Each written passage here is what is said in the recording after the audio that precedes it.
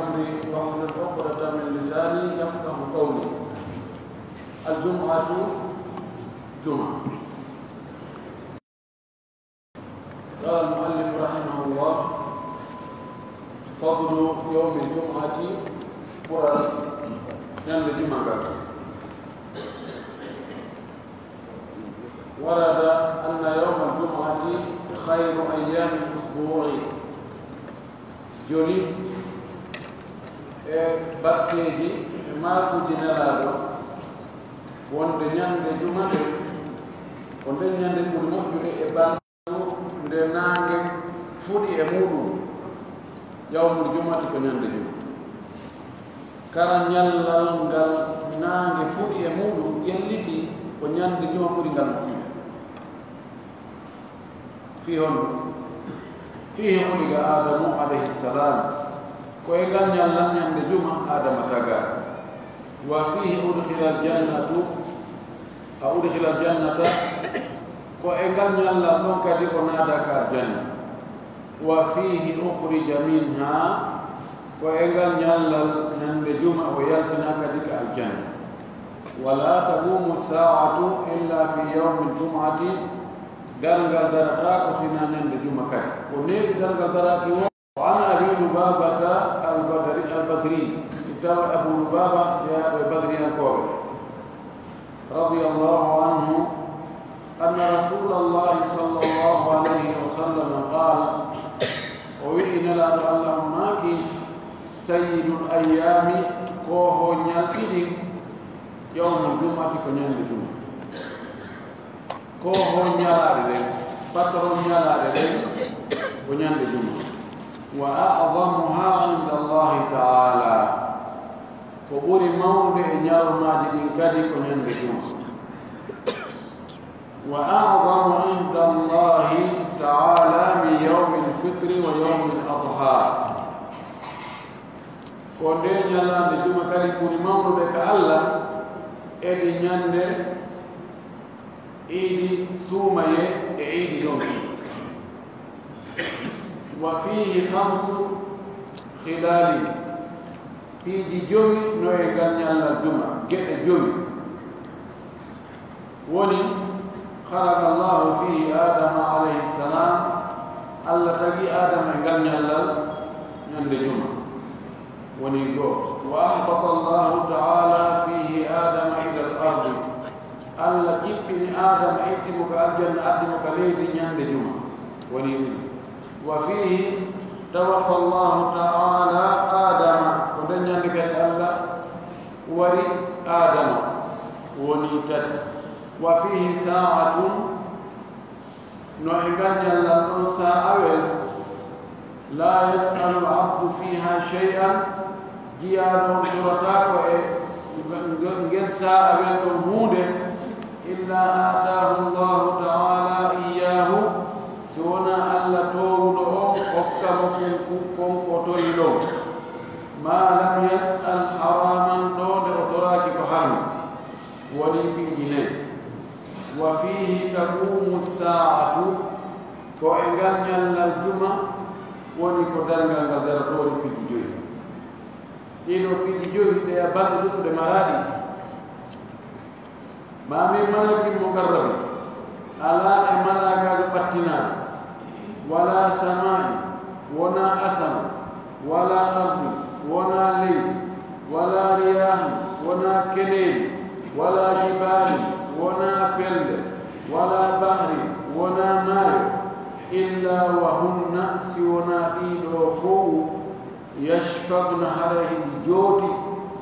min yawmil jumati ñande juma tawsinade ñande dalngal ngal daroto ko jarata akka wonde ñande ko sagalani ko yimɓe dina ɓeɗo woni si tawi juma on faanike ɗo andede nande ñande dalngal ngal daroto ɗiɗo fof malaikaɓe mo asamawoji ɗin leyɗe ɗen keneɗi ɗin pelle ɗen maaje ɗen fof haren hulino maaɓi he tawsina hande woni ko sada ko tawsina hande ngal daroto ko tuma ɗon feƴƴoɓe ne awa hande kadi feƴƴi en gari رواه أحمد وابن ماجه وإمام أحمد بن ماجه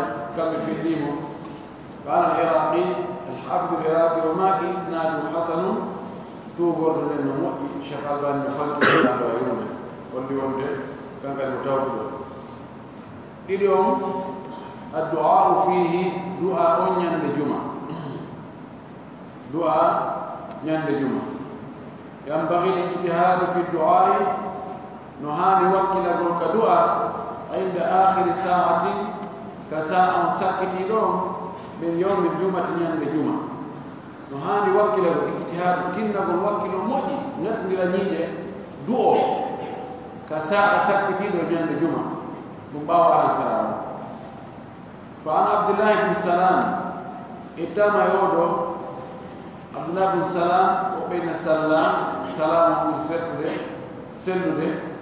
رضي الله عنه ألا يجتنمه قال وماك قلت بأمي وأدلوا بين شرطتين والنهوت كهذا وحال أكتيك ورسول الله جالس ورسول الله صلى الله عليه وسلم جالس ويؤمي تاين لا مجودي بإن يردو إنا نمنه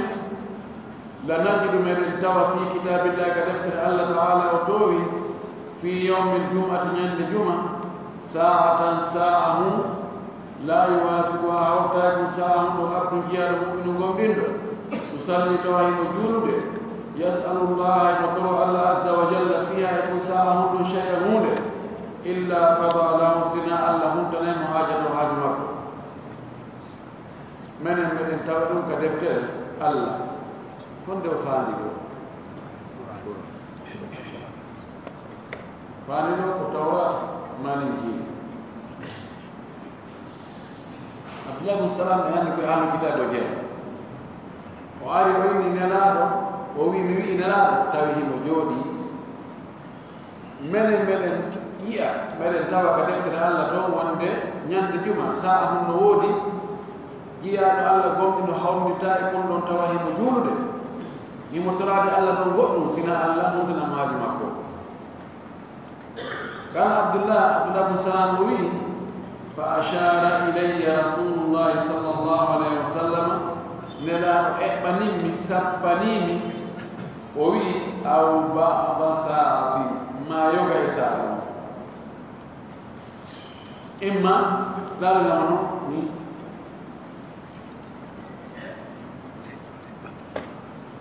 ما ولا مني أنا ما يقنمو وند نواي وند ساعة تيمون نواي وند هذا فكر يوجا ساعة أوتوماتيك فقلت ويني صدقت نلا ربويا مغوغ أو بعض ساعة ما ربويا ساعة كما ساعة روم جاك وليتو قلت ويني أي ساعة هي ساعة هم بولي ساعة هم بولي مساعدة كدعاء جابته قال نلاتماكي آخر ساعة من ساعة النهار وساعة سكتي لون ساعة من الليل قلت وين إنها ليست ساعة صلاة كن ساعة سكتي لون من الليل يند جمعة وناسا أهل فعل جولة قال ماكي بلا وين إن العبد تبتون لكيانهم المؤمن كوبيندو إذا صلى في وجولي والأنصار ثم جلس وجودي يوم لا يجلس وجود نام إلا الصلاة سوناس وجود أرالين فهو في صلاة هذا وجود لو كسودوك كنت ما هذا وجودك وجود بمعنى حديث الرسول لكون ده أن ساعة محاور من إمامك توهي مداره وجود توهي وجود اللي وجود ما كنا مطلع عليه يونو ساعة وينام كباوا على سرا لنا كنا في نام وجودكم أودو عبد الله بن سلام ومن يوم نلا نكون نو هذا نافع لك جولة تدي يونو كونو دوبولي تان هذا ما كيو سيتاوي أن تيجي جولي على سرا وجودي كده هي محبي فتوى don tanki mo jodi mo habbi futuro ko konti mo juulude don so tori ke Allah wa i wasdali ko dari do no juulude tori Allah idan hara no hawro dili e saa o hawro dili kadi e ko wi'ato yo wade fewno saa on ko dara do juulu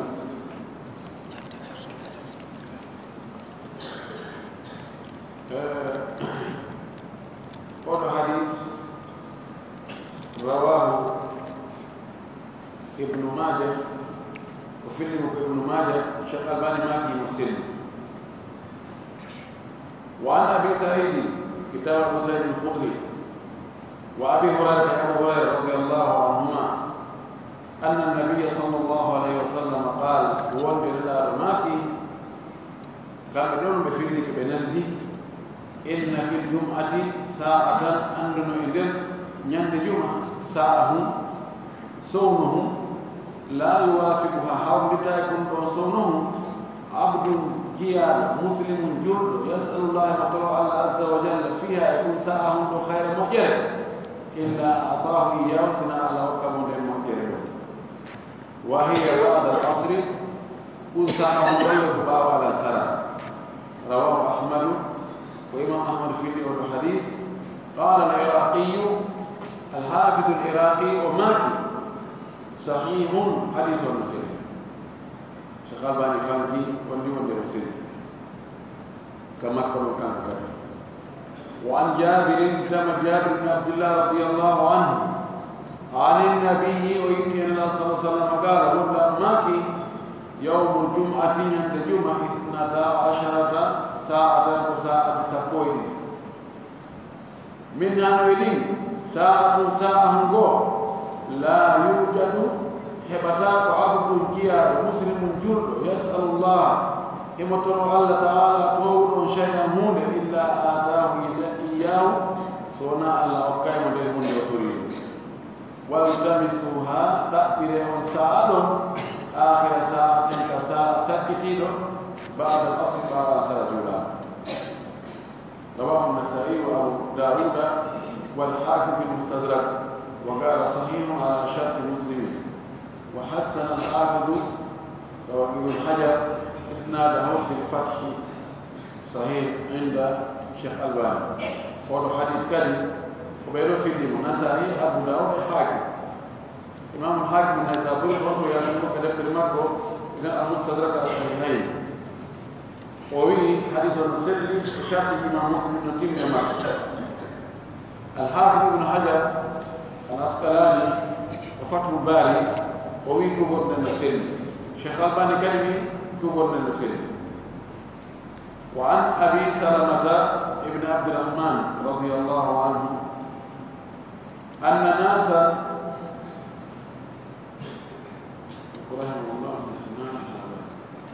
ناسا من أصحاب رسول الله صلى الله عليه وسلم قالوا أبو سلمة ابن عبد الرحمن وماكيين بيقول يوندي بنلا صلى الله عليه وسلم اجتمعوا بمو قندري نيان بيقول فتذاكروا الساعة بجان تندري بدباتي بأندي تندري في أو ساعة التي أو في يوم الجمعة نيان الجمعة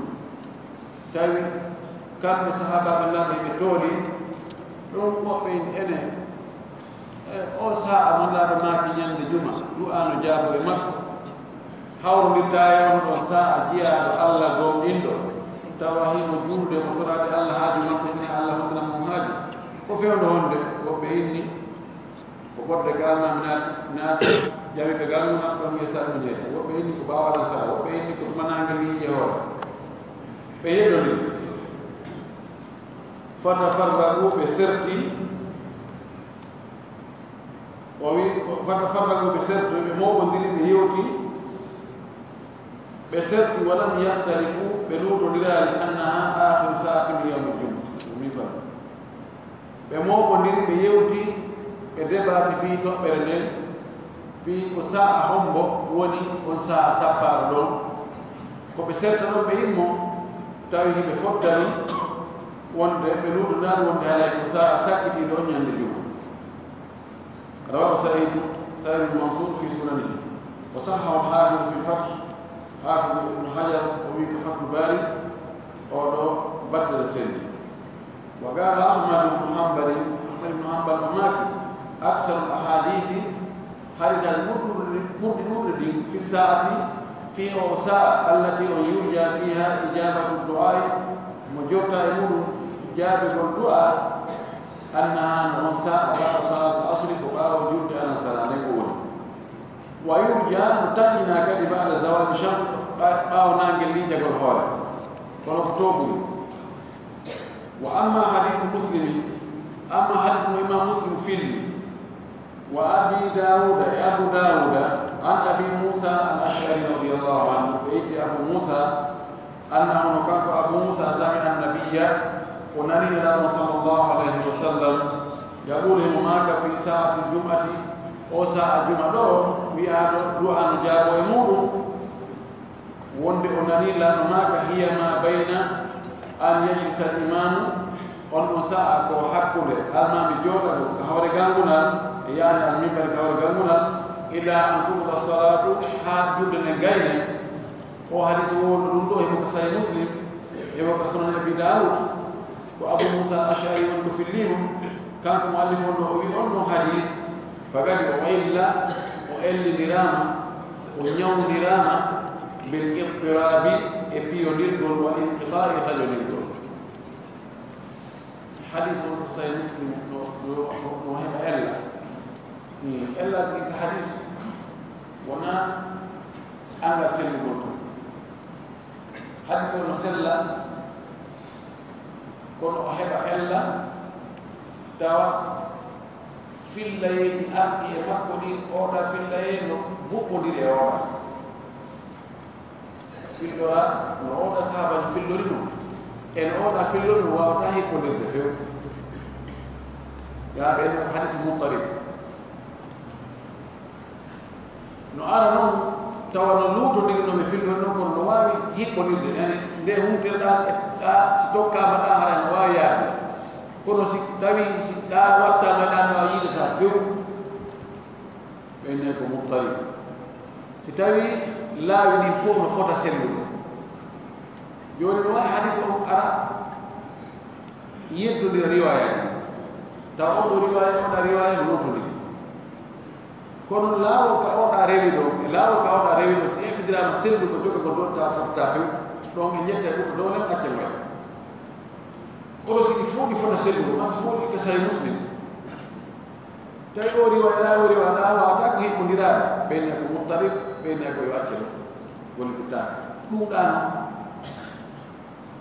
ɓeyni kadi mo taƴodiri mana no wotto sahabajo goɗɗo go ma ta on ɗo ka silsila filliɗo inne ko kaari yeetimi ndaari mo tawi hakkude ɓe ɗiɗo ɓe yidaade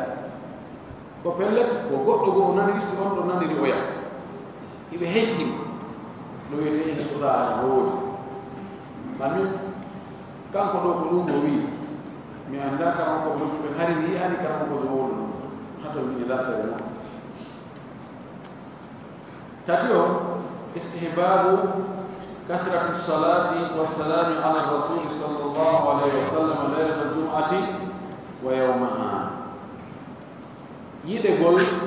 بوديغول جولوغول سلمنا نلا صلى الله عليه وسلم نيال الجمعة اجم جمعة نيال الجمعة فورني كون لو جمعة كويدر جمعة وندل da oje madoje hebbin juulugo e Allah sallallahu alaihi wasallam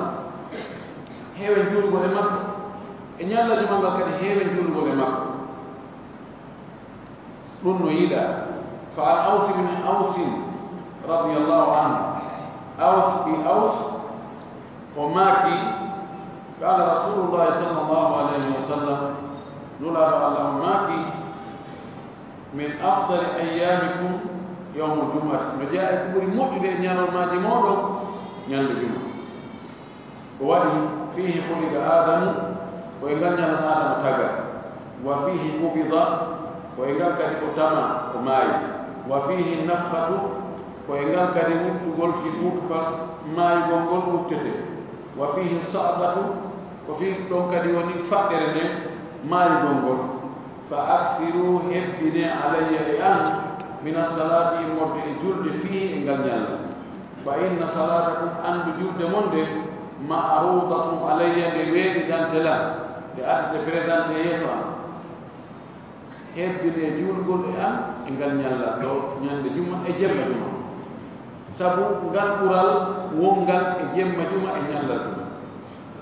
قالوا بإني يا رسول الله وأيون الله وكيف تؤرض عليك صلاتنا وقد أرمت كهون جلد أمي ويبتت يسما توا أهدين أنيولي أماي أنيولي كهون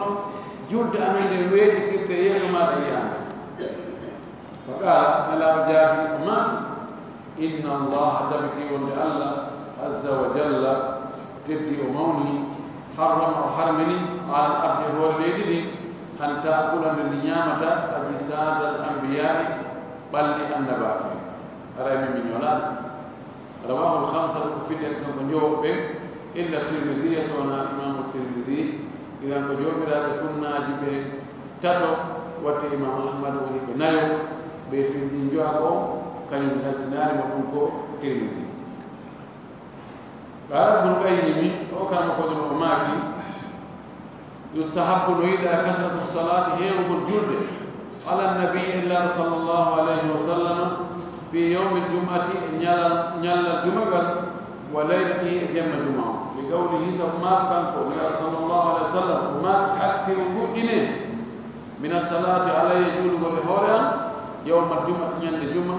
وليلة الجمعة جمع جمعة شيخ الباني ماكي حسن في مجموع شواهده هم مؤي مكسر دل نرسل لا بمقبل إشياء لكسر نبو ندود ورسول الله نراد الله صلى الله عليه وسلم سيد الأنام كان كوني كوهو بندرني كوهو تغورني ويوم الجمعة سيد الأيام ñande juma woni goho ñalaade ne laaɗo woni goho yimɓe ɓe juma woni goho ñalaade fali salati alayhi no woodani juulgol e makko fi hada alyawmi e ngal ñallal ɗo masiyatun ɓural laysat ngal ɓural ɗon laatanaki li gayrihi e ñallal ɗo hana ngal ñallal juma ma hikmatin ukhra wondude e hikma goɗɗo goo nafoore wonde goo wahiya ndelle anna kulla khayri andu kala moƴƴere naalathu ummatuhu nde mofte nelaaɓe heɓi kala moƴƴere nden mofte nelaaɓe heɓi fi dunia wal akhirati ka adna o ka lahara o fa innaha andude mofte makko naalathu heɓiri nde moƴƴere ɗon ala yadi e jogu makko kanko nabi sallallahu alaihi wasallam kala moƴƴere ko heɓde enen moftene ɗaɗa ko kanko woni sabu ɓay kala moƴƴere nde heɓuɗen ka adna e kala hara ko ɓay e woni julɓe ko ɓay o nelama o yottani o laaɓani e reedu siwonɗen julɓe ka fa jama allahu allahu mooɓani li ummatihi mofte makko ɗen kanko nelaaɗo bayna khayrayi dunia wal akhirati hakkude moƴƴereji ɗin ɗiɗi ka adna e kala hara fa a'zamu karamati ko ɓuri mawde e teddungal tahsulu lahu ngal mofte nelaaɗe heɓata fa innama tahsulu andu ngal ɗon heɓorta yawmal jumati ko ñande juma ɓural mawngal ngal yimɓe ɓen heɓata ko ngal ɓural ngal ɓe heɓi ñande juma fa innahu ko haani anndugol kon fiihi ko e ngal ñallal ɗon ba'as ɗum woni immintinne golɓe ila manasirihim yaaka galleji maɓɓe ɗin ka galleji maɓɓe wa usurihim e kakkuɓeji maɓɓe ka paleji maɓɓe firjande ka aljanna ko e ngal ñallal ɗon ɓe immintinnoyte fiye ɓe yahu ka place ji maɓɓe ka aljanna ɗon ka kuɓeje maɓɓe wa huwa yawmul masidi lahum ngal ñallal ɗon ko ñande ɓeydare wonande ɓe kamɓe moftillaɗo ɓe ida dakhalu ljanna so ɓe naati aljanna wa huwa aidun lahum ngal ñallal ɗo kadi ko feeto wonande kamɓe julɓe fi dunia ka aduna wa yawmum ko ñalande yus'ifuhum llahu taala allah walliroyay ɓe as'afahu ko faabagol ko ɗo ambulance ko wiyete ko is'af allah faaboroyay ɓe walliroyay ɓe bitalabatihim jaɓugol torareji maɓɓe ɗin ko ɓe ɗaɓɓi kon وحوائجهم حاجة مكدهم تلي ولا يرد وربتا وبكتا وسائلهم تريد مكدهم ومن يلا لونيا الجمعة في هون وسيم إنه هاني هبين كل جنوب إلى الله صلى الله عليه وسلم إن يلا الجمعة كونغال دنيا نقولي موجودة أريو الله زمان بور موجودة نقولي أعجب هذا زمان بور موجودة si rewya nela ani awadan ko nela no mojjere nyalaade ko ne mojjude ko do ko ma mojjande fi hon dum sabu mojjere ko matta ko fof Allah wadi sabu ko nela ga Allah wadi nela sabu ya hebe mojjere jidi an kadi wada mo mojjere hebbina wada gol mo mojjere den nyalaade ko ne mojjude den jula makko e de nyalan ko de nyalan ko di mojjirde sifani ke wonde ko de nyalan do annabi adam taga ko de nyalan do o nada ka janna ko de nyalan ko de yatina kam de nyalan do dal nga darto o si dal nga dari ke de nyalan do ko do de nyalan do yimbe be si immintinete julbe be mojjino be jokkuno be laado duule e makko be sogge be nabe ka werde jima ka janna jima ko dum wadi ngannal no bayga teddiri ni Allah subhanahu wa ta'ala kan kadi o jabay ndenyande du'aaji ko moftene la sallallahu alaihi wasallam ko huntata be haajuji ko be dabbiri ko wa hada kulluhu dundo fu inma arafu andu be be gandi dundo mofti la ko andi dundo wa hasal lahum ko be hedi dundo bisababihi sabuna sallallahu alaihi wasallam kan wa ala yadi jungu makko ko faman shakarahu wa yatina lahu wa hamidahu wa mantimu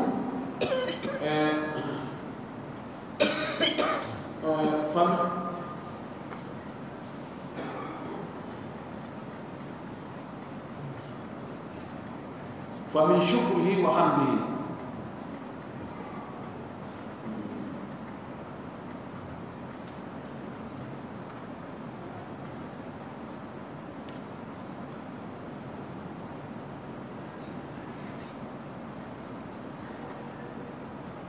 نعم وهذا كله نندو فوق إنما عرفوا أنكم يمبن أنجري نندو وحصل لهم وبهذه نندو فوق بسببه بسبب مكة كان الله صلى الله عليه وسلم وعلى يده بسبب إجود مكة نندو رم فمن شكره بسبب يد قول كان وحمده إجان قول بمعنى ويمبن بهذه كوفو مؤجرين بسبب الله لأنه متنندي تاني e ko suufiya ko be go wiata leedni e kam ngum e piji fo ko tagira ko sabunela ko sir wona sabunela tagira wona sabunela do leedi kam tagira kono mojjere ko hebeten ko Allah wat nela do sabu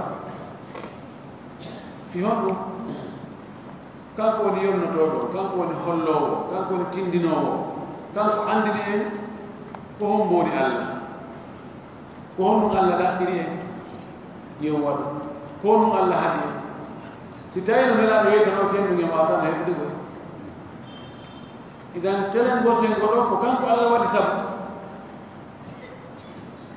ko ɗum waɗi himo hana du'anede mo hana weltanede bay Allah wadi mo sabu fiyo en andu dina kan yen andu Allah yen andu ko holno aljanna daɓirte heɓe